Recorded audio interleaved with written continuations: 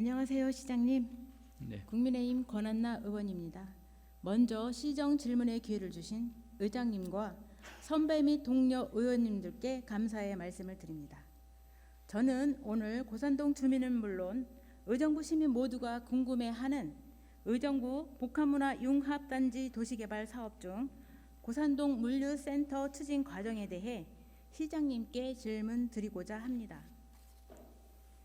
의정부 복합문화 융합단지 개발 사업은 의정부시 상곡동 396 일대에 약 65만 평방미터 크기의 문화, 관광, 쇼핑, 주거가 결합한 복합단지를 조성하기 위해 추진된 사업입니다.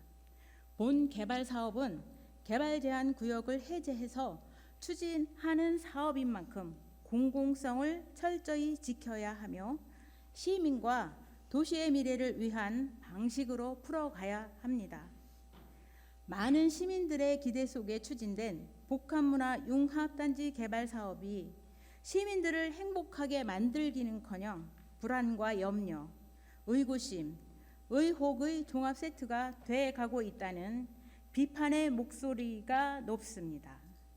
특히 고산동 주민들의 주거지와 학교 바로 앞 부지에 추진하고 있는 물류센터의 경우 대외적으로 알려진 것과 달리 오래전부터 계획적으로 준비한 것이 아닌가 하는 의혹이 일고 있습니다.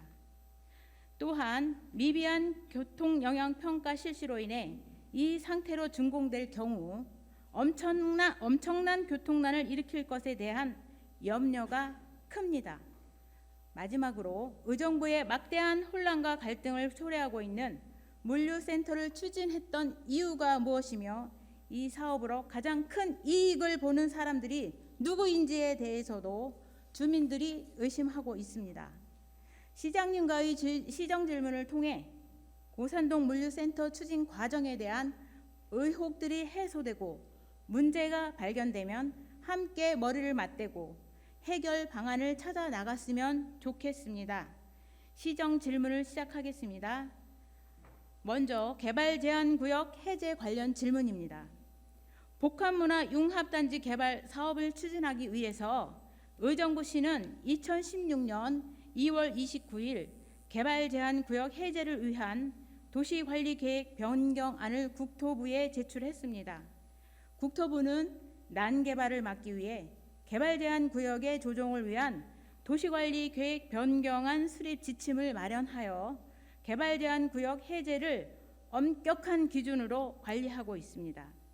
이 지침에는 개발 제한 구역 해제가 가능한 경우로는 지속 가능한 도시 개발의 측면에서 실내 체육관, 사회복지시설, 공공청사 등 도시민의 여가복지시설을 확충하거나 공익성이 높은 시설의 설치 등 지역의 현안을 해결하기 위해 필요한 경우라고 명시되어 있습니다. 시장님께 질문 드립니다. 의정부시가 개발 제한 구역 해제를 위해 중앙도시계획위원회에 제출한 도시관리계획 변경안은 2016년 7월 28일과 9월 1일 두 차례나 재심의 결정을 받았습니다. 그 이유는 무엇인가요? 예, 개발 제한 구역을 해제하기 위해서는 꼭 저희들이 점검해 보는 것이 공익성을 제대로 그 개발 제한 구역의 해제를 통해서 얻는 공익성이 있느냐라고 하는 것과 또 하나는 과도한 사익적 이익이 가지 않도록 불필요한 사익적 이익이 발생하지 않도록 하는 것이 충분하느냐라고 하는 두 가지 기준을 가지고 보게 되는데 그때 2016년도에 제시할 때 그 두 가지가 충분하지 못했다라고 하는 이유를 가지고 반려된 것으로 알고 있습니다. 네, 시장님. 두 번씩이나 재심의 결정을 내린 중앙도시계획위원회를 설득하기 위해 의정부시에서 제시한 개발 제한 구역 해제의 당위성은 무엇이었나요? 그 공공성을 확보를 하는 관점 속에서 보면 그 문화관광시설이라고 하는 쪽을 강조를 했었던 것 같습니다. 특히 K-팝 같이 이런 그 K-컬처를 전달하는 데 있어서 이 부분이 공익성을 상당히 갖고 있다라고 생각해서 그 부분을 상당히 강조를 했습니다. 그래서 그런 것이 들어가게 되면 고산동 뜰에 문화, 관광, 여가가 이렇게 주거지하고 같이 함께 돼서 전체적으로 의정부의 랜드마크가 되겠다라고 하는 그런 설명들이 뒷받침이 되면서 공공성을 보완해 설명을 했습니다. 시장님께서는 경기도에서 오랜 기간 근무를 하셨는데요. 개발 제한 구역을 해제하는 것이 그토록 힘들고 어려운 일인가요? 굉장히 어려운 일입니다. 이게 토지의 규제를 풀었을 때 생기게 되는 과도한 그 토지 가격 차이가 굉장히 커지기 때문에 그럴 만한 충분한 이유가 있느냐를 설명을 해서 풀어야 되는데 생각보다 쉽지 않은 일입니다. 시장님, 만약에 의정부시에서 2016년 6월 중앙도시계획위원회에 스마트팜이 아닌 물류센터를 추진하겠다는 내용이 담긴 도시관리계획 변경안을 제출했다면 개발제한 구역 해제를 승인받을 수 있었을까요? 처음부터 아마 물류 기지를 넣었다라고 하면 승인받기 정말 어렵지 않았을까라고, 물론 이제 다 추측으로 말씀드릴 수밖에 없지만 굉장히 어려웠을 것이라고 보여집니다. 짐작하시는 것처럼 스마트팜은 상당 부분 농업을 뒷받침하기 위한, 그래서 그 수익적인 측면에서 볼 때 다른 시설보다 그 과도한 사회계 추구라고 하는 이런 부분들에 대해서 비교적 설득하기가 쉬웠을 것이라고 보여집니다. 네, 그러면 다음은 도시지원시설 등장 관련에 관해서 질문드리겠습니다. 1번 자료 화면으로 보시겠습니다. 2015년 8월 의정부시에서 작성한 복합문화 융합단지 개발 사업을 위한 민간 사업자 모집 공고에 담긴 토지 이용 계획입니다. 그 어디에도 도시지원 시설 용지는 없습니다. 스마트팜 또한 없었습니다.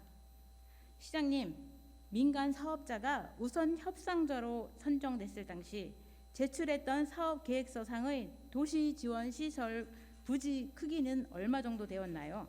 한 18,000평방미터 정도입니다. 그러니까 아마 그 도시 지원을 하기 위한 최소한의 시설을 넣었다라고 보여지고요.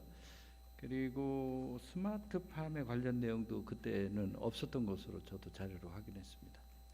네, 시장님, 그렇다면 의정부시가 도시관리계획 변경안을 중앙도시계획위원회에 제출했을 당시 도시지원시설 부지 크기는 얼마였나요? 그러니까 나중에 변경 과정을 통해서 했을 때는 43,000평방미터 정도입니다. 네, 시장님, 2015년 8월 민간 사업자 모집 공고 당시 토지 이용 계획의 0%였던 도시지원 시설 용지 비율이 1년도 채 되지 않아 7%로 대폭 확대됩니다. 2015년 12월 30일 우선 협상자 공고가 발표됐고 의정부시는 불과 4개월 후인 2016년 4월 29일 개발 제한 구역 해제를 위한 도시관리계획 변경안을 국토부에 제출했습니다. 그 짧은 사이에 도시지원 시설 용지가 0%에서 7%로 확대될 수 있었던 배경에 대한 의구심이 들지 않을 수 없습니다. 도시지원 시설 용지가 민간 사업자가 제출한 사업 계획서에 처음 등장한 것으로 봤을 때 도시지원 시설 용지 확대는 민간 사업자의 의지가 강하게 반영되었을 거라고 추측이 됩니다. 2번 자료 화면 보시겠습니다. 의정부시는 민간 사업자 모집 공고에도 없었고 민간 사업자가 제출했던 사업 계획서상에도 없었던 스마트팜 조성을 위한 업무 협약을 2016년 4월 11일에 갑자기 체결합니다. 개발 제한 구역 해제를 위해 도시관리계획 변경안과 관련하여 관계기관 협의를 4월 29일부터 시작했고 6월 30일에는 도시관리계획 변경안이 중도위에 상정됐습니다. 스마트팜 사업자와 맺은 업무 협약 시점이 참으로 묘합니다. 전문가들은 공공성이 확보되어야 가능한 개발 제한 구역 해제를 위해 또한 도시지원 시설 용지를 무려 7%나 확보하기 위해 스마트팜 협약을 활용한 것이 아닌지 의심하고 있습니다.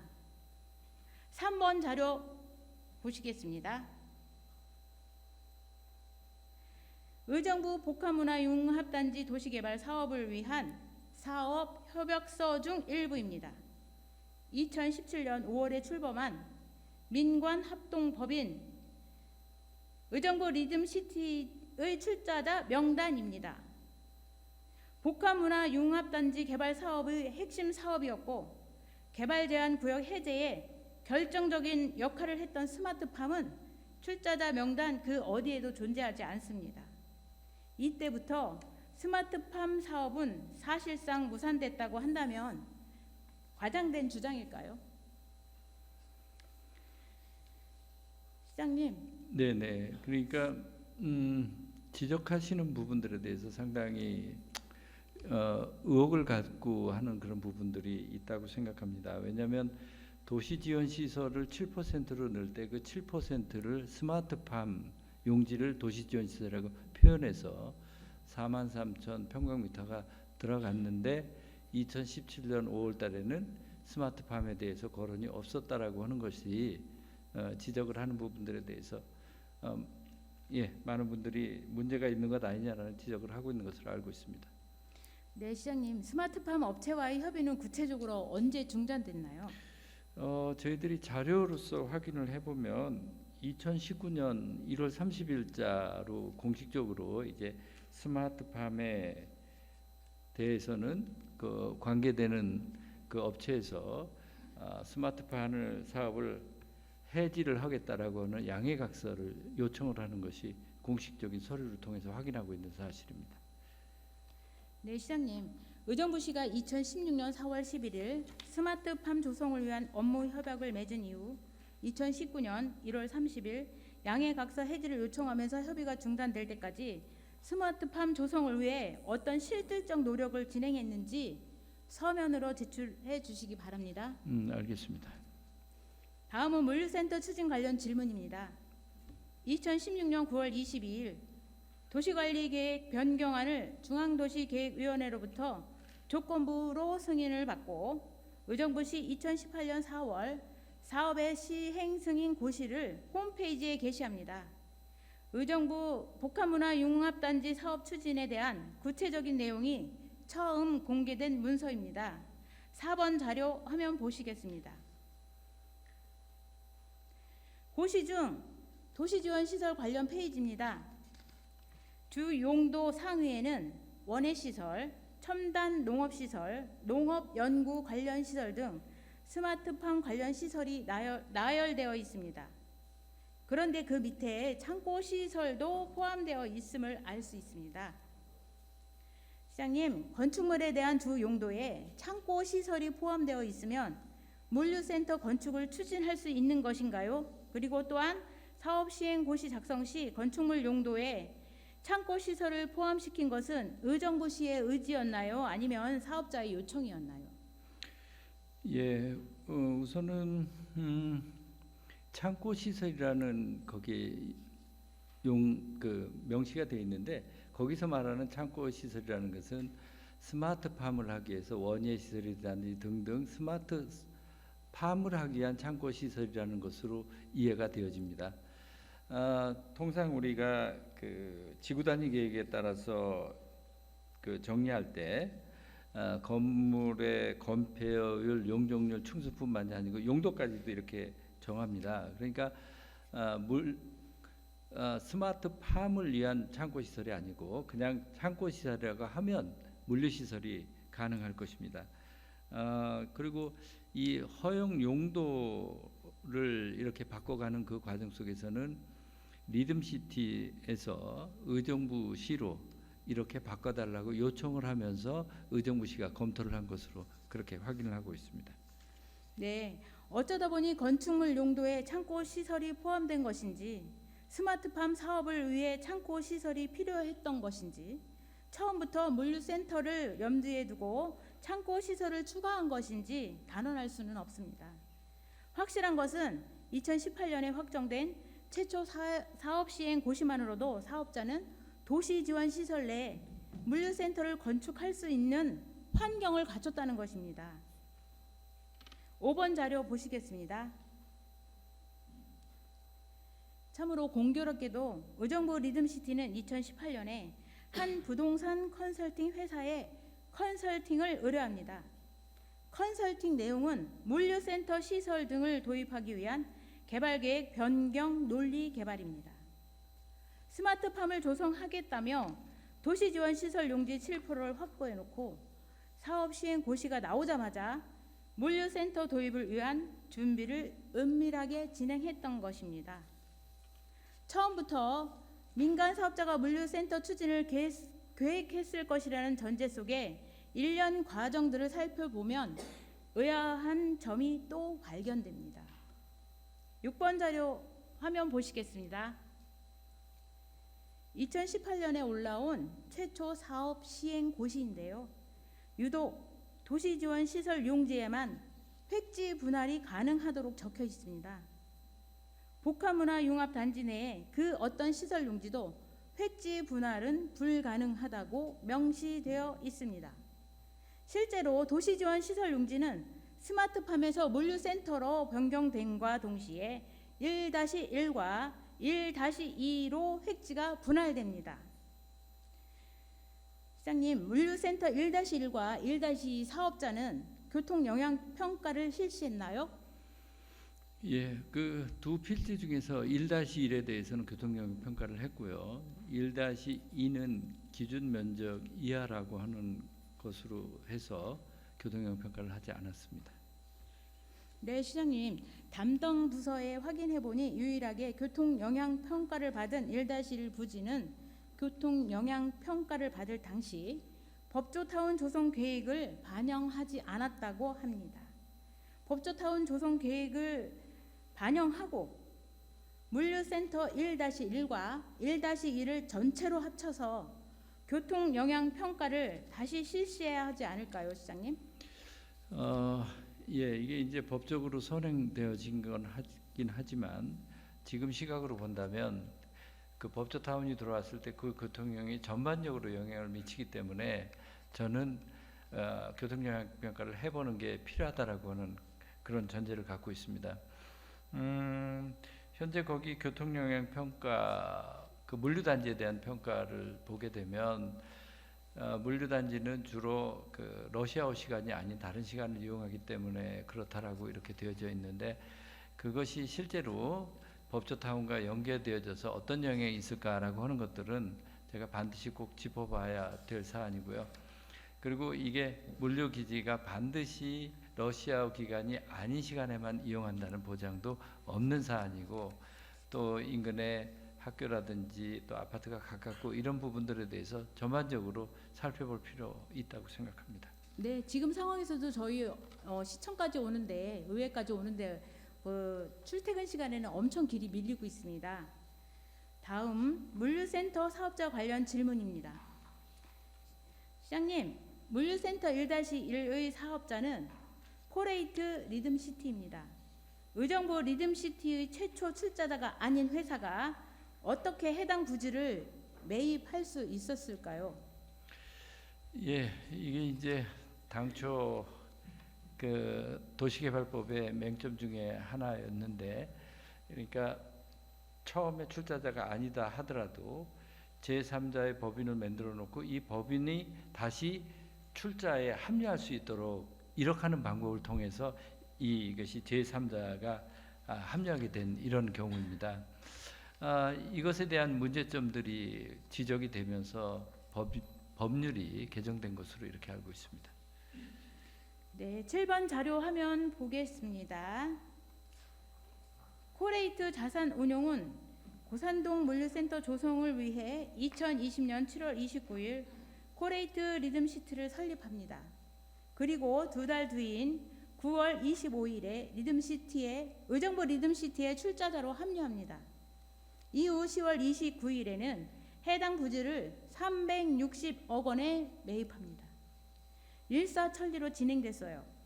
스마트팜에서 물류센터로의 계획 변경은 2020년 12월 15일 중앙도시계획위원회로부터 승인받은 것으로 알려져 있습니다. 근데 2020년 12월 15일 이전까지는 중앙도시계획위원회의 심의 결과를 그 누구도 알 수 없었습니다. 그런데 중도위에서 심의도 하기 전인 12월 8일 나온 기사에 따르면 코레이트 운용사는 이미 의정부 물류 창고 투자를 위한 펀드를 설정합니다. 규모는 60억 원입니다. 스마트팜에서 물류센터로의 계획 변경이 중앙도시계획위원회로부터 승인될 것에 대한 확신한 근거가 무엇인지 참으로 궁금합니다. 시장님, 마지막 질문입니다. 사업자들은 물류센터 1-1 부지와 1-2 부지를 각각 얼마에 매입했으며 또한 각 부지에 대한 감정평가 가격은 얼마였고 가격 책정의 근거는 무엇인가요? 예, 이게 이제 당시 그 도시개발법에 의하면 지금도 마찬가지입니다만 도시개발법에 의하면 출자자가 직접 사용하는 토지에 대해서는 별도로 이렇게 가격을 어떻게 정해져야 된다라고 규정하고 있지 않습니다. 너무나 당연한 거죠. 자기가 출자를 해서 자기가 만들어서 조성해서 쓰는 것에 대한 가격은 그렇지 않고 그런데 또 여기서 제공하게 되는 부지 가격에 대해서는 사업 시행자가 작성한 그 조성토지 공급 계획서 내용에 따라서 이렇게 결정을 하고 그리고 이사의 결정에 따르도록 이렇게 하고 있습니다. 저에게 그 부지 가격에 대해서 말씀을 하셨는데 부지 가격의 정확한 금액을 제가 밝히는 것은 그 협약 내용에 위반되는 이런 사안이어서 공개적으로 제가 말씀드리기는 어려운 측면은 좀 양해해 주셨으면 합니다. 그래서 흔히 우리가 생각하고 있는 감정 가격을 기준으로 할 때 감정 가격보다 좀 낮은 가격으로 매입이 됐다라고 하는 정도로만 파악을 하고 있습니다.